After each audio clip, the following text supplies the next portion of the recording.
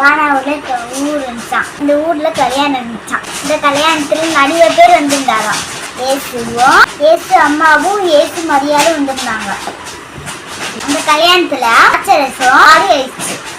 அங்க இருக்க வேலைக்காரங்க அச்சரசு பாடி ஆயிடுச்சு. என்ன பண்ணா சொல்லி யோசிச்சு இருந்தாங்களாம். அந்த எல்லாரும் வேலைக்காரங்க எல்லாரும் ஏசு வர அம்மாத்துக்கு போனாங்களாம். மரியாள் கிட்ட போனாங்க. அம்மா தாச்சரசு காலியாயிடுச்சு. மரியாள் அம்மா சொன்னாங்களா ஏசு கிட்ட கேளுங்க சொன்னாங்க.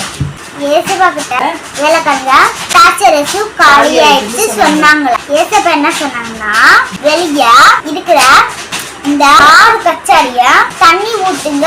தண்ணி ஊத்துனா அதுக்கப்புறம் இந்த தண்ணிய நீங்க போய் பந்தி விசாரிங்க அப்படி சொன்னாங்களாம்.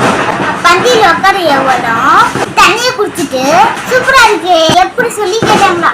முன்னாடி இருக்க ஆச்சரியோட சூப்பரா இருக்கு சொல்லி பாராட்டுங்களாம். இப்படி ஏசப்பா புதுத்த கானாவூர்ல தண்ணீரை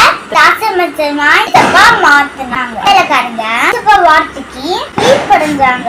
நம்மளும் கத்திரோட வார்த்தைக்கு கீழ்படையணும். கீழ்படைஞ்சா நம்மளோட வாழ்க்கை பெரிய கூட்டத்துல செய்வாங்க. God bless you.